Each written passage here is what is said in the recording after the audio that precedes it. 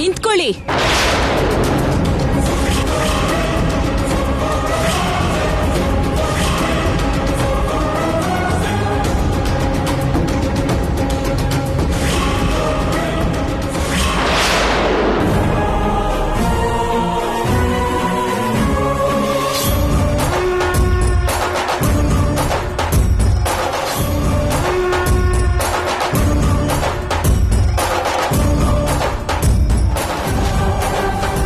ಏನಿದು? ಹೆಗಲ್ ಮೇಲೆ ಆ ಶಾಲೇನು? ಕೈಯಲ್ಲಿರೋ ಈ ಮೊಮೆಂಟೋ ಏನು? ಅದು ಅದು ಅದು ನಮ್ಮ ಡಿಸ್ಟ್ರಿಬ್ಯೂಟರ್ಸು ಶ್ಯಾಮಗೆ ಸನ್ಮಾನ ಮಾಡಿದ್ರು ಅಂತೀರಾ, ಅಷ್ಟೇನಾ?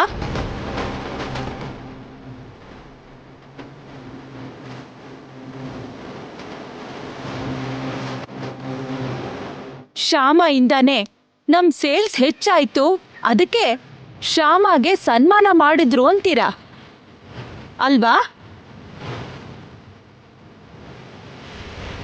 ಅಷ್ಟೇ ಮಮ್ಮಿ, ಅಷ್ಟೇ.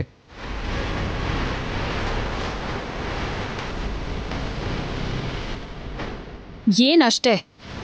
ಶ್ಯಾಮ ಒಬ್ಳಿಂದಾನೆ ಇದೆಲ್ಲ ಆಗಿದ್ದ?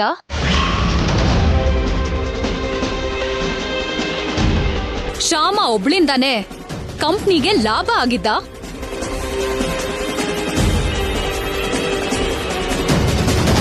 ಶ್ಯಾಮ ಒಬ್ಳಿಂದಾನೆ ನಮ್ ಕಂಪನಿ ನಂಬರ್ 1 ಪೊಸಿಷನ್ಗೆ ಬಂದಿದ್ದ?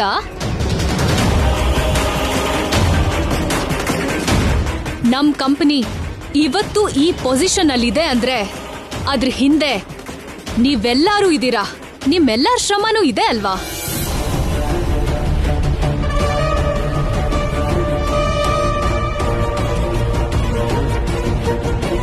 ಮುಖ್ಯವಾಗಿ ಮಾವನೋರ್ ಶ್ರಮ ತುಂಬಾ ಇದೆ.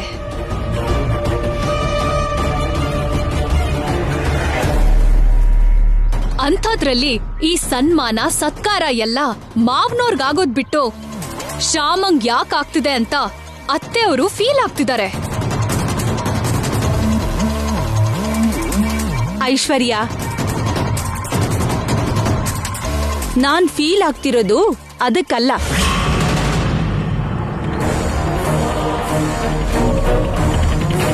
ಅವರಿಗೆ ಸನ್ಮಾನ ಆಗಿಲ್ಲ ಅಂತ, ಇಲ್ಲ ಶ್ಯಾಮಂಗೆ ಸನ್ಮಾನ ಆಗಿದ್ದಕ್ಕೆ ನಾನು ಫೀಲ್ ಆಗ್ತಿಲ್ಲ.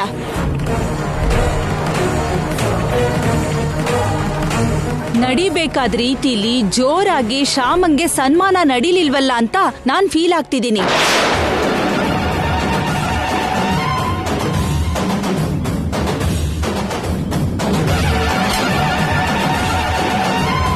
ನಮ್ ಮಸಾಲಾ ಕಂಪ್ನಿಗೆ ಅಷ್ಟು ಹೆಸರು ತಂದ್ಕೊಟ್ಟು ಅಷ್ಟೆಲ್ಲ ಸೇಲ್ಸ್ ಹೆಚ್ಚಿಸಿರೋ ಶ್ಯಾಮಂಗೆ ಹಾಗೆ ಲಾನ್ನಲ್ಲಿ ಶಾಲ್ ಹೊತ್ಸಿ ಮೊಮೆಂಟೋ ಕೊಟ್ಟು ಸಿಂಪಲ್ ಆಗಿ ಸನ್ಮಾನ ಮಾಡಿದ್ದು ನನಗ್ ಹಿಡಿಸ್ಲಿಲ್ಲ.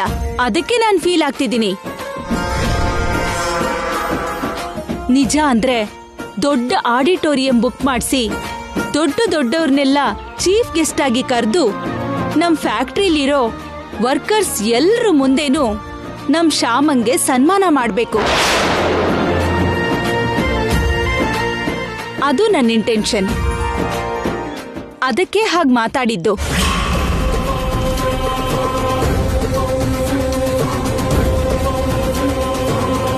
ಚಿಕ್ಕ ಮಸಾಲಾ ಕಂಪ್ನಿಯಾಗಿ ಶುರುವಾದ AAA ಮಸಾಲಾ ಕಂಪ್ನಿ ಇವತ್ತು ದೇಶ ವಿದೇಶದಲ್ಲಿ ಎಷ್ಟು ಹೆಸರು ಮಾಡಿದೆ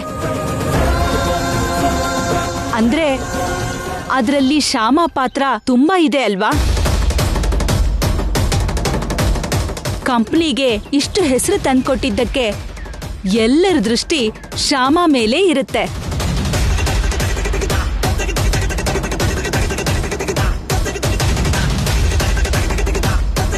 ಅದಕ್ಕೆ ಶ್ಯಾಮನ್ಗೆ ದೃಷ್ಟಿ ತೆಗಿಬೇಕು ಅನ್ಕೊಂಡಿದ್ದೀನಿ.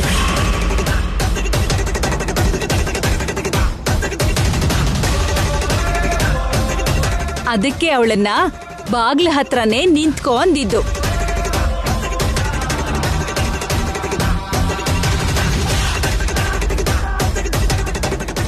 ವೈದೇಹಿ,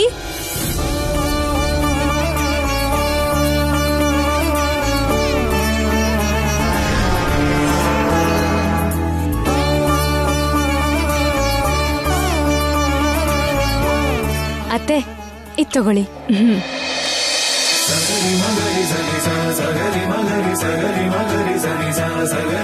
ನಾಯಿ ಕಣ್ಣು, ನರಿ ಕಣ್ಣು, ಮನೇಲಿರೋರು ಎಲ್ರ ಕಣ್ಣು,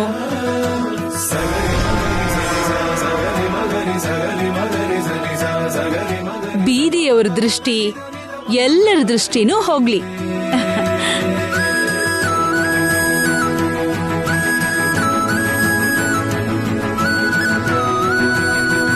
ಅಮ್ಮ ಐಶ್ವರ್ಯ, ಈ ಕೆಂಪ್ ನೀರ್ ತಗೊಂಡ್ ಹೋಗಿ ಹೊರಗಡೆ ಚೆಲ್ಬಾ.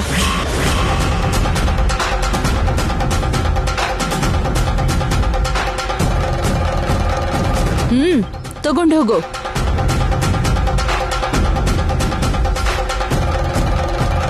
ಅಮ್ಮ ಶ್ಯಾಮ, ಬಲ್ಗಾಲಿಟ್ಟು ಒಳಗ್ ಬಾ.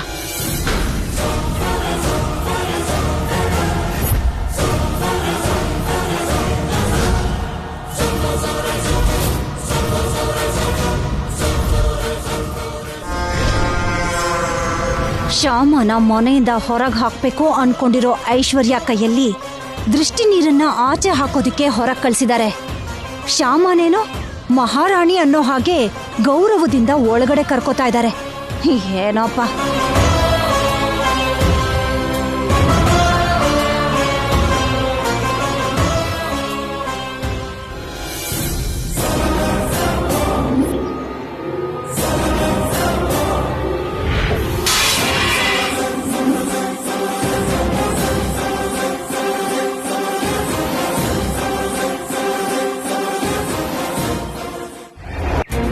ಮಮ್ಮಿ, ಆ ಶ್ಯಾಮನೆ ಕೃಷ್ಣ ತುಳಸಿ ಅನ್ನೋ ವಿಷಯ ವಸಂತ ಆಂಟಿಗೆ ಹೇಳ್ಬಿಡೋಣ.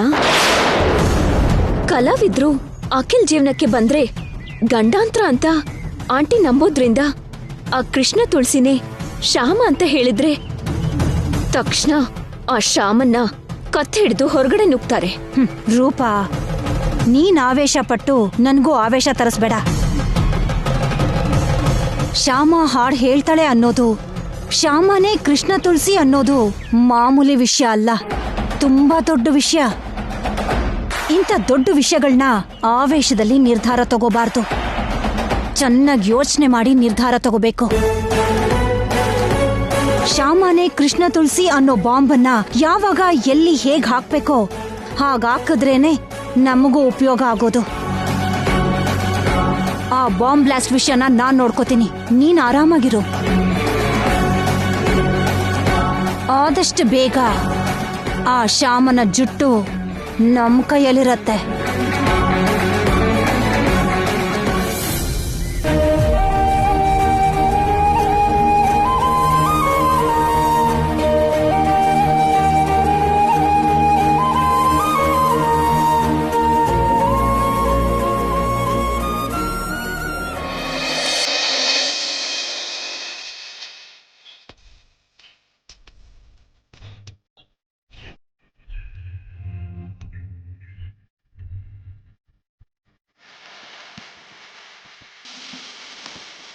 ಬೂ. ರೀ, ನೀವಾ? ನಾನೇ. ಏನ್ ಶ್ಯಾಮ, ಅದನ್ನೇ ಅವಾಗಿಂದ ಹಾಗೆ ನೋಡ್ತಿದ್ಯಾ? ಅವಾಗ್ಲೇ ನಡೆದಿದ್ದ ಸನ್ಮಾನ ನೆನಪಾಯ್ತಾ? ಹೌದು ರೀ. ನಿನಗೆ ಅವ್ರು ಸನ್ಮಾನ ಮಾಡಿದ್ದಕ್ಕೆ ನನಗೆ ತುಂಬಾ ಖುಷಿ ಆಯ್ತು. ನನಗ್ ಮಾತ್ರ ಖುಷಿ ಆಗಿಲ್ಲ ರೀ. ಅದೇನು, ಸನ್ಮಾನ ನಡೆದ್ರೆ ಖುಷಿ ಇಲ್ಲ ಅಂತೀಯಲ್ಲ? ಓ, ಮಮ್ಮಿ ಹೇಳ್ದ ಹಾಗೆ ಜೋರಾಗಿ ಸನ್ಮಾನ ಆಗ್ದಂಗೆ ಹೀಗೆ ಸಿಂಪಲ್ ಆಗಿ ಆಗಿದ್ದಕ್ಕೆ ಖುಷಿ ಆಗ್ತಿಲ್ವಾ?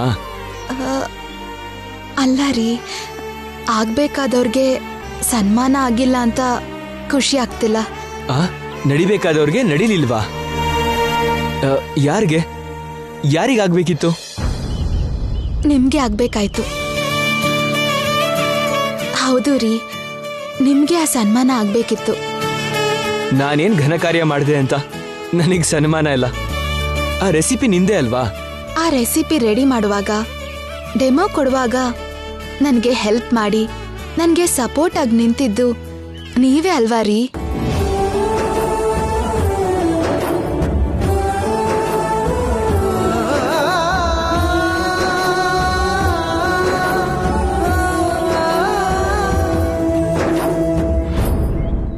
ಹೆಲ್ಪು ನಿಮ್ ಸಪೋರ್ಟ್ ಇಲ್ದೇ ಇದ್ದಿದ್ರೆ ನಾನು ಮಾಡಿರೋ ರೆಸಿಪಿಗೆ ಇಷ್ಟು ಹೆಸರು ಬರ್ತಾನೆ ಇರ್ಲಿಲ್ವಲ್ಲ ರೀ.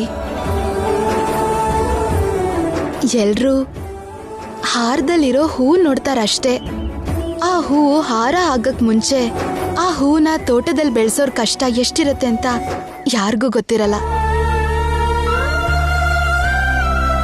ಅದಕ್ಕೆ ನನ್ನನ್ನ ಇಷ್ಟ ಎತ್ತರಕ್ಕೆ ಬೆಳೆಸಿದವ್ರಿಗೆ ಈ ಸನ್ಮಾನ ಆಗ್ಲಿ ಅಂತ ನಾನು ಆಸೆ ಪಡ್ತಿದ್ದೀನಿ.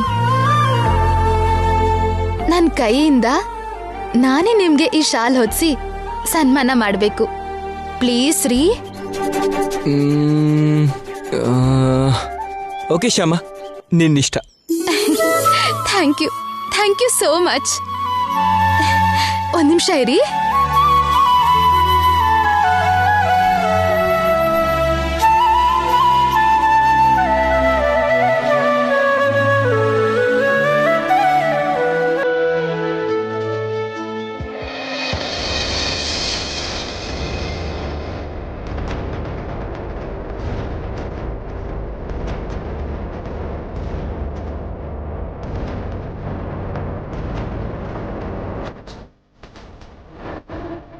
ಅಯ್ಯೋ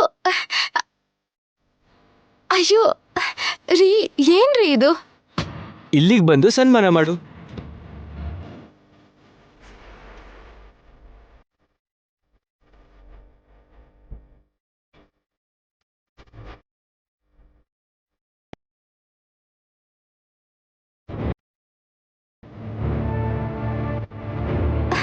ರೀ, ಏನ್ರಿ ಇದು?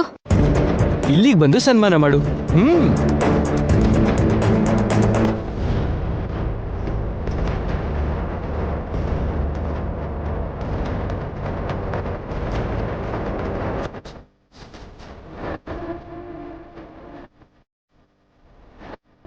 ಏನ್ರಿ ನೀವು ಹೀಗ್ ನನಗ್ ಸಿಗದೆ ತಪ್ಪಿಸ್ಕೊಳ್ತಿದ್ದೀರಲ್ಲ? ನಾನ್ ಸನ್ಮಾನ ಮಾಡೋದು ನಿಮ್ಗಿಷ್ಟ ಇಲ್ವಾ ಹೇಳಿ? ಹೀಗೆ ಸ್ಟೂಲ್ ಹತ್ತಿ ಸನ್ಮಾನ ಮಾಡೋದು ನನಗಿಷ್ಟ ಇಲ್ಲ. ಸ್ಟೂಲ್ ಹದ್ದೇ ಇದ್ರೆ ನಾನು ಶಾಲ್ ಹೇಗ್ ಓದಿಸ್ಲಿ? ನೀವು ತುಂಬಾ ಎತ್ತರ ಇದ್ದೀರಲ್ಲ, ನಂಗ್ ಸಿಗಲ್ವಲ್ಲ? ನಾನು ನಿನಗೆ ಯಾವತ್ತೂ ಸಿಕ್ಕಿದ್ದೀನಿ ಅಲ್ವಾ? 3 ಗಂಟೆ ಹಾಕಿ 7 ಹೆಜ್ಜೆ ನಡೀತಿದ್ದ ಹಾಗೆ ಎಷ್ಟು ಎತ್ತರ ಇರೋ ಗಂಡಾದ್ರೂ ಸರಿ, ಹೆಂಡತಿಗೆ ಆರಾಮಾಗಿ ಸಿಗ್ತಾರೆ. ಸೊ ನಾನು ನಿನಗೆ ಯಾವತ್ತೋ ಸಿಕ್ಕಾಯ್ತು. ನೀನ್ ಈಸಿಯಾಗಿ ಶಾಲ್ ಹೊದಿಸ್ಬೋದು. ಹೇಗ್ರಿ? ಹೇಗೆ ಅಂದ್ರೆ ಹೀಗೆ.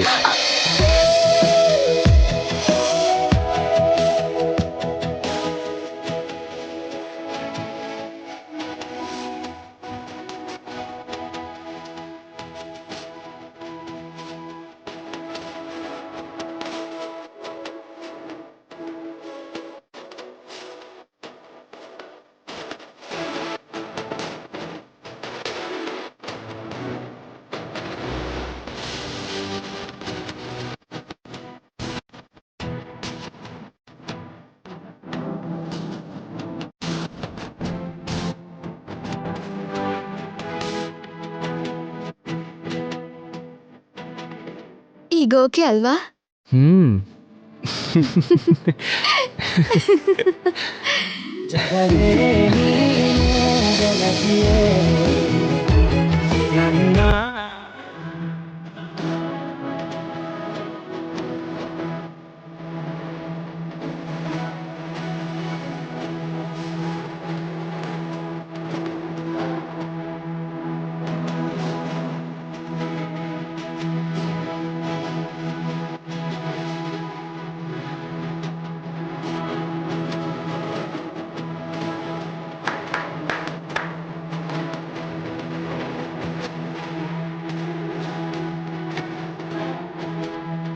ನಿನ್ ಕೃಷ್ಣನ್ಗೆ ನಾನು ಥ್ಯಾಂಕ್ಸ್ ಹೇಳಬೇಕು ಶ್ಯಾಮ.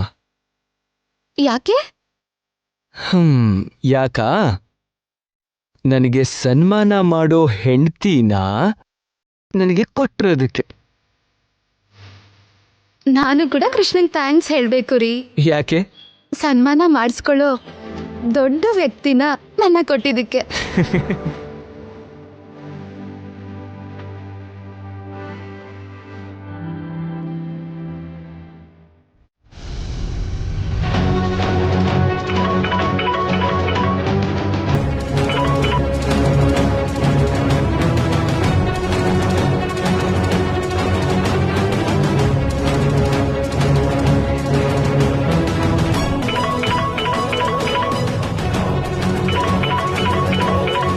ಏನ್ ಮಮ್ಮಿ, ಏನೋ ಟೆನ್ಷನ್ ಅಲ್ಲಿ ಇದೆಯಾ? ನಿನ್ ಮಾವನವರು ಕಣೆ, ಒಂದೇ ಸಮ ಫೋನ್ ಮಾಡ್ತಾ ಇದ್ದಾರೆ. ಎಷ್ಟೊತ್ತಿಂದ ಫೋನನ್ನ ಸೈಲೆಂಟ್ ಹಾಕಿದೀನಿ, ಆದ್ರೂ ಕೂಡ ಪದೇ ಪದೇ ಮಾಡ್ತಾನೆ ಇದ್ದಾರೆ. ಅಬ್ಬೋ,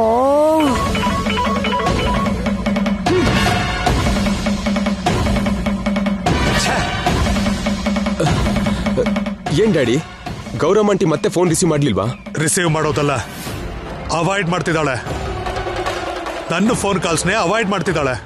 ಅವಾಯ್ಡ್ ಮಾಡ್ತಿದ್ದಾರಾ? ಹೌದು. ಫೋನ್ ರಿಸೀವ್ ಮಾಡಿದ್ರೆ ಕೃಷ್ಣ ತುಳಸಿ ರೂಪಾರಾಣಿ ಆಲ್ಬಮ್ ಬಗ್ಗೆ ನಾನು ಕೇಳ್ತೀನಿ ಅಂತ ನನ್ನ ಕಾಲ್ಸ್ನ ಅವಾಯ್ಡ್ ಮಾಡ್ತಿದ್ದಾಳೆ. ಕಾಲ್ಸ್ ಅವಾಯ್ಡ್ ಮಾಡ್ತಿದ್ದಾರೆ ಅಂದ್ರೆ ಮೋಸ್ಟ್ಲಿ ಕೃಷ್ಣ ತುಳಸಿನ ಆ ಆಲ್ಬಮ್ಗೆ ಒಪ್ಸೋಕೆ ಅವರಿಂದ ಆಗ್ತಿಲ್ವೇನೋ ಡ್ಯಾಡಿ. ಹಾಗೆ ಆಗಿರುತ್ತೆ. ಆ ವಿಷಯ ನನಗೆ ಹೇಳಕ್ ಮುಖ ಇಲ್ದೆ ಫೋನ್ ಅವಾಯ್ಡ್ ಮಾಡ್ತಿದ್ದಾಳೆ. ಇನ್ನು ಆ ಕೃಷ್ಣ ತುಳಸಿನ ಒಪ್ಸಿಲ್ಲ ಅಂತ ಅರ್ಥ ಆಯ್ತು. ಅವ್ರನ್ನ ನಂಬ್ಕೊಂಡು ಕೂತಿದ್ರೆ ಟೈಮ್ ಕಳಿಯುತ್ತೆ ಹೊರತು ಆಲ್ಬಮ್ ಮಾಡಕ್ಕಾಗಲ್ಲ. ಡ್ಯಾಡಿ, ಒಂದ್ ಕೆಲಸ ಮಾಡೋಣವಾ? ಏನು? ನಾವೇ ಡೈರೆಕ್ಟ್ ಆಗಿ FM ಸ್ಟೇಷನ್ಗೆ ಹೋಗಿ ಕೃಷ್ಣ ತುಳಸಿನ ನೋಡಿ ಮಾತಾಡಿದ್ರೆ ಏನಾದ್ರೂ ಉಪಯೋಗ ಆಗ್ಬೋದೇನೋ?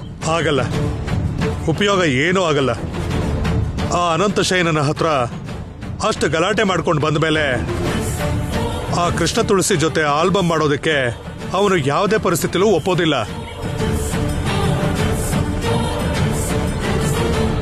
ಒಪ್ಸೋಣ ಡ್ಯಾಡಿ. ನಾವು ಸೀರಿಯಸ್ ಆಗಿ ಮಾತಾಡಿದ್ದಕ್ಕೆ ಅವರವತ್ತು ಒಪ್ಲಿಲ್ಲ. ಈಗ ಕನ್ವಿನ್ಸ್ ಆಗಿ ಮಾತಾಡ್ಬೋದಲ್ಲ, ಅವರು ಒಪ್ಕೋತಾರೇನೋ? ಟ್ರೈ ಮಾಡಿದ್ರೆ ತಪ್ಪೇನಿದೆ ಡ್ಯಾಡಿ. ಬಿಸ್ನೆಸ್ ಅಲ್ಲಿ ಅಂದ್ಕೊಂಡ ಹಾಗೆ ನಡೆಯೋದು ಮುಖ್ಯನೇ ಹೊರತು ಈಗೋ ಇರಬಾರ್ದು ಅಂತ ನೀವೇ ಹೇಳ್ತಿರಲ್ಲ ಡ್ಯಾಡಿ. ನಾವು FM ಸ್ಟೇಷನ್ಗೆ ಹೋಗೋಣ. ನಡೆದಿದ್ದೇನೋ ನಡೆದು ಹೋಯ್ತು ಸರ್. ಆವತ್ತು ಆವೇಶದಲ್ಲಿ ಹಾಗೆ ಮಾತಾಡಿದ್ವಿ. ಇವತ್ತು ಆವೇಶನ ಪಕ್ಕಕ್ಕಿಟ್ಟು ಯೋಚನೆ ಮಾಡಿ ಮಾತಾಡೋದಕ್ಕೆ ಬಂದಿದ್ದೀವಿ ಸರ್. ಏನ್ ಯೋಚನೆ ಮಾಡಿದ್ರಿ? ಹೇಳು ಆದಿತ್ಯ. ಏನಿಲ್ಲ ಸರ್, ನಿಮ್ ರೂಲ್ಸ್ ಪ್ರಕಾರ ನಿಮ್ ಸ್ಟಾಫ್ ಹೊರಗಡೆ ಆಲ್ಬಮ್ಸ್ ಅಲ್ಲಿ ಹಾಡ್ ಹಾಡಬಾರ್ದು, ಓಕೆ? ಹಾಗಂತ ಅಗ್ರಿಮೆಂಟ್ ಕೂಡ ಮಾಡಿರ್ತೀವಿ. ಎಸ್, ಅದನ್ನ ಸ್ವಲ್ಪ ಪಕ್ಕಕ್ಕಿಟ್ಟು ಕೃಷ್ಣ ತುಳಸಿ ಬಗ್ಗೆ ಯೋಚನೆ ಮಾಡಿ ಸರ್. ನಾವು ಅನ್ಕೊಂಡ್ ಆಲ್ಬಮ್ ಮಾಡಿದ್ರೆ ಕೃಷ್ಣ ತುಳಸಿ ಹೆಸರು ಫೇಮಸ್ ಆಗ್ಬಿಡುತ್ತೆ ಸರ್. ಹೆಸರಿನ ಜೊತೆಗೆ ದುಡ್ಡು ಕೂಡ ತುಂಬಾ ಬರುತ್ತೆ. ಅವರು ಹೆಸರು ಮಾಡಿ ಆ ಹೆಸರಿನ ಜೊತೆ ದುಡ್ಡು ಕೂಡ ಸಂಪಾದನೆ ಮಾಡಿದ್ರೆ ಕೃಷ್ಣ ತುಳಸಿ ಫ್ಯೂಚರ್ ಹೇಗಿರುತ್ತೆ ಅಂತ ನೀವೇ ಯೋಚನೆ ಮಾಡಿ ಸರ್. ನಿಮ್ಮ ಕೈಯಾರೆ ನೀವು ಕೃಷ್ಣ ತುಳಸಿ ಫ್ಯೂಚರ್ನ ಹಾಳು ಮಾಡಬಾರ್ದು ಅನ್ನೋದು ನನ್ನ ಕೋರಿಕೆ. ಚೆನ್ನಾಗೇ ಯೋಚನೆ ಮಾಡಿದ್ರಿ. Thank you sir, thank you very much.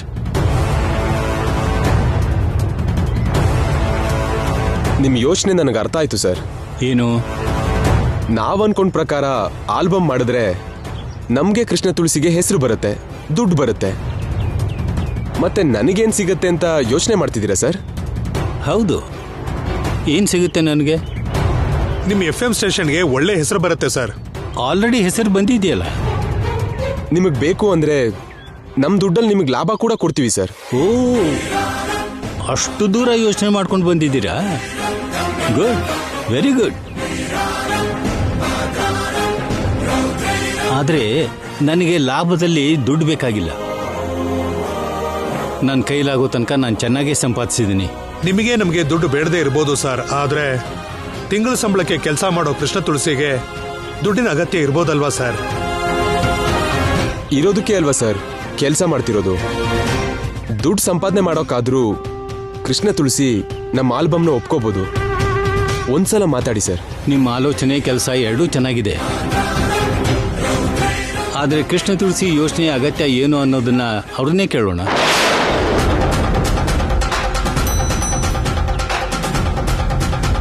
Sir. ಲಿಂಗನ್, Krishna Tulasi program ಆದಮೇಲೆ ನಾನು ಕರಿತಿದ್ದೀನಿ ಅಂತ ಹೇಳು. ಸರಿ ಸರ್.